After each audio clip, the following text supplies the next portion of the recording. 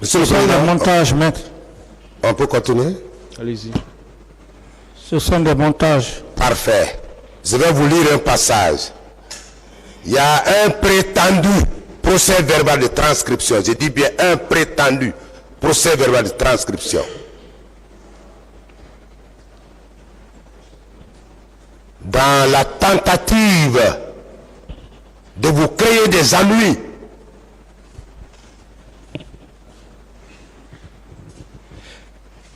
vous n'estimez pas que ces messieurs, ces 10 ans Starley, ces 10 ans Angolais, a été fabriqué pour vous nuire?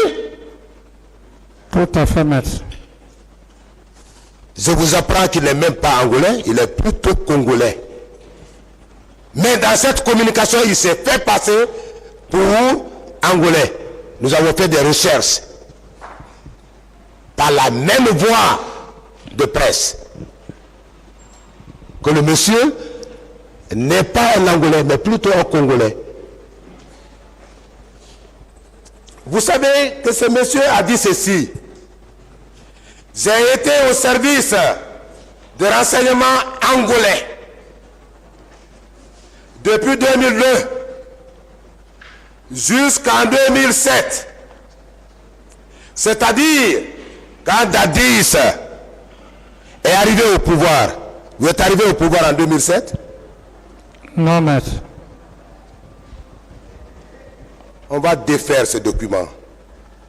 Nous allons le détailler pour permettre au tribunal d'avoir une conviction, d'être davantage éclairé. Monsieur le Président. Il continue, il dit, c'est-à-dire, quand Dadis est arrivé au pouvoir, il y a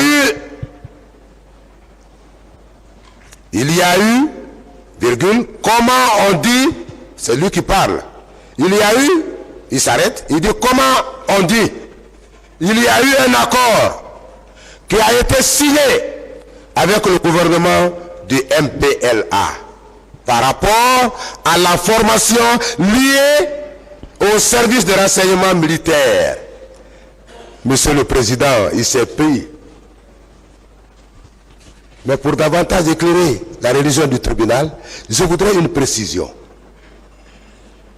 Est-ce que lorsque vous étiez aux affaires, est-ce que lorsque vous étiez président de la République, le gouvernement guinéen a passé un accord avec le gouvernement angolais à l'effet de venir former le service de renseignement militaire en République de Guinée? À ma connaissance, non, maître. À votre connaissance, non. Non. Si c'est non, vous estimez qu'il s'agit d'un montage, puisque c'est non. Tout à fait. Monsieur le Président, il ne s'est pas arrêté là. Ma question par rapport au sujet que nous traitons maintenant,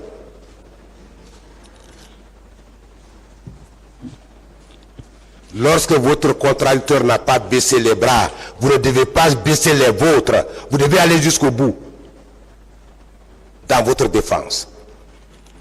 Monsieur le Président Moussa Dadis Camara, on se demande pourquoi ce monsieur a-t-il attendu?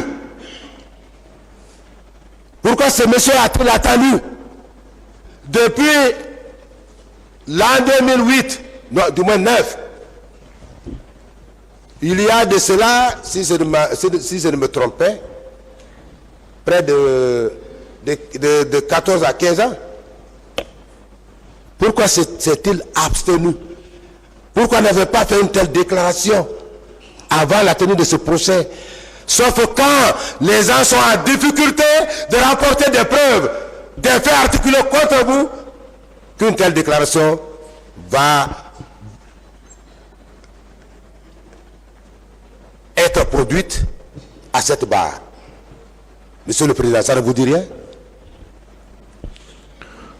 Oui, mais c'est ce que je viens de dire, que c'est un montage.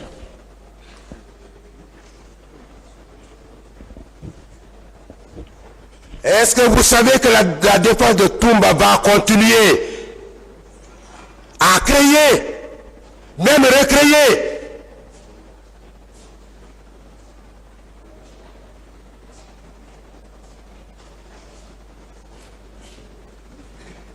des éléments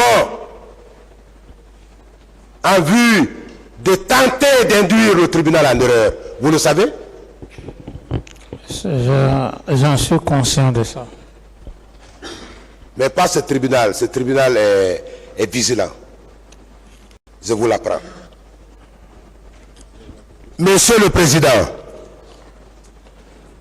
est-ce qu'un seul accord, puisqu'ils ont pris soin de prendre un huissier à l'effet de dresser ce prétendu procès verbal de transcription, est-ce qu'ils ont produit au débat ici l'accord dont s'agit? Non, maître. Est-ce que vous ne pensez pas que pour ce seul chef d'ailleurs, qui me semble fondé, Monsieur le Président Dadis, ils ne se sont pas fait piéger? Tout à fait. Ils n'ont pas mis à nu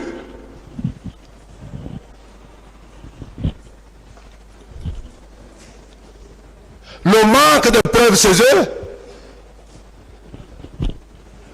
Tout à fait. Lorsque deux États font un accord, deux États font un accord, oui ou non, cet accord doit être contenu dans un écrit. Tout à fait. Est-ce que selon vous, si cet accord a effectivement été réalisé, les éminents confrères qui assurent la défense de M. Toumba Diakité ne l'auraient pas produit? Tout à fait. Ils auraient produit pour asseoir la conviction du tribunal par rapport au contenu de leur prétendu procès verbal de transcription. Oui ou non, monsieur le Président Dadis? Oui. Ne l'ayant pas fait, selon vous, oui ou non, il s'agit d'un montage? Tout à fait, maître. Oui ou non, le même complot qui vous a fait évincer du pouvoir persiste encore? Oui, maître. Oui ou non, les mêmes comploteurs sont en train d'organiser et de poursuivre la réalisation de leur forfaiture, Monsieur le Président? Oui, maître.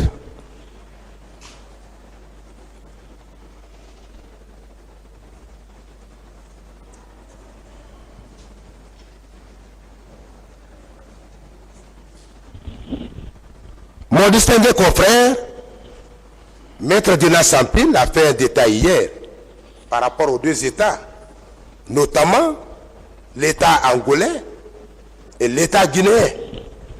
Comment l'État guinéen, à travers le premier président de la République de Guinée, paix à son âme, feu Ahmed Sékou Touré, le peuple de Guinée a participé à la décolonisation, à la lutte de l'indépendance de l'État angolais. Il l'a dit hier.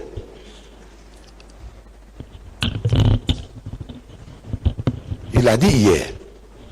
Est-ce que selon vous, qu'est-ce que la Guinée a envié à un État comme Angola, à l'effet de venir former ses agents secrets?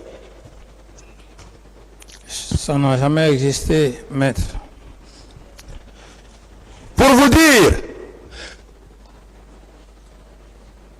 que c'était dans une intention nuisible, dans une intention destructive, que le nommé Sarli a soutenu que vous n'avez jamais été à la présidence. Dans son écrit, hein. Il dit que vous n'avez jamais été à la présidence. Il va jusqu'à dire que vous n'avez jamais dormi, vous n'avez jamais passé la nuit à la présidence. Il va jusqu'à dire que ces jours-là, tout ça pour jeter l'anathème sur vous. Que ces jours-là, le président Dadis est sorti avec lui et que c'est Granco qui le conduisait, qui était au volant et qui vous conduisait. Je veux savoir si Granco vous a conduit le 28 septembre, celui qui est censé être à Manéa, Monsieur le Président. Je ne sais pas si vous m'avez compris. Bien. Je voudrais savoir si cela était possible. Quelqu'un qui était à Manéa, s'il pouvait vous conduire ce jour, étant à Conakry, pour arriver à Marokana. Maître, Vous avez besoin de développer. C'est très intéressant pour asseoir la conviction du tribunal, Monsieur le Président. vous savez, maître, comme je l'ai dit devant le tribunal, que ce sont des montages. Vous-même, vous l'aviez dit, la nouvelle stratégie consiste à faire croire au tribunal que les documents qu'ils viennent de produire, c'est effectivement vrai, alors que ce n'est pas vrai. Et je dis une seule chose. Si c'était réel, après plus de 12 ans, j'estime que l'exposé de leur client, Aboubakar Toumba, aurait dit clairement, aurait donné des précisions.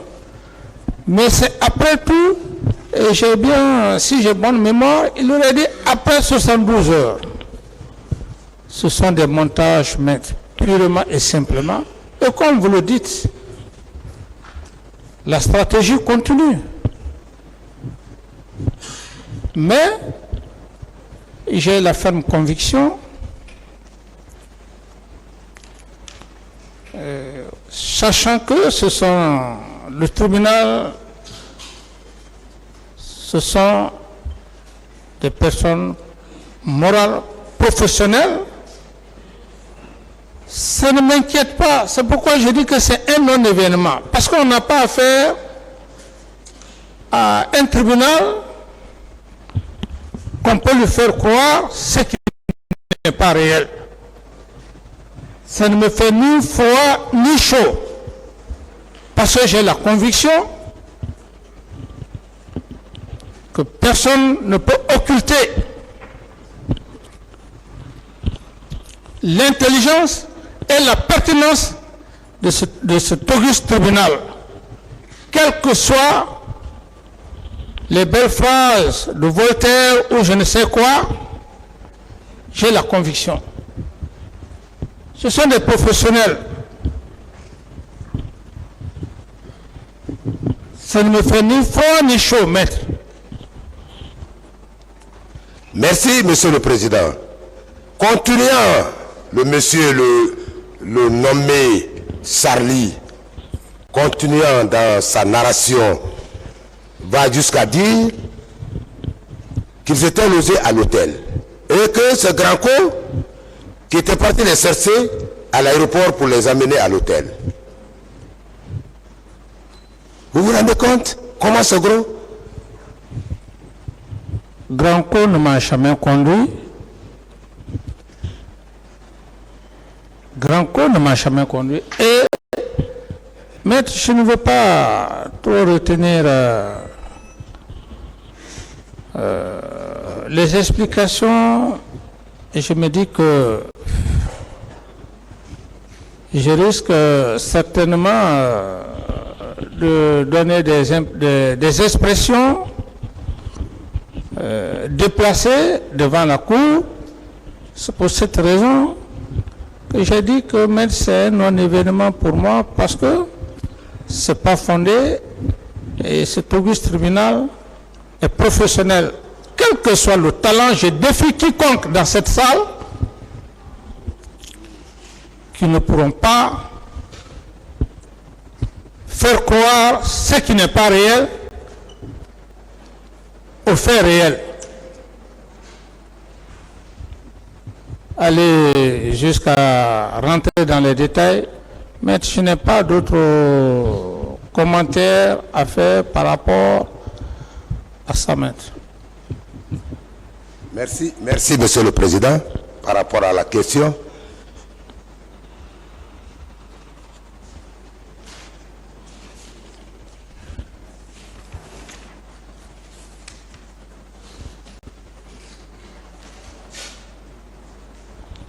Je voudrais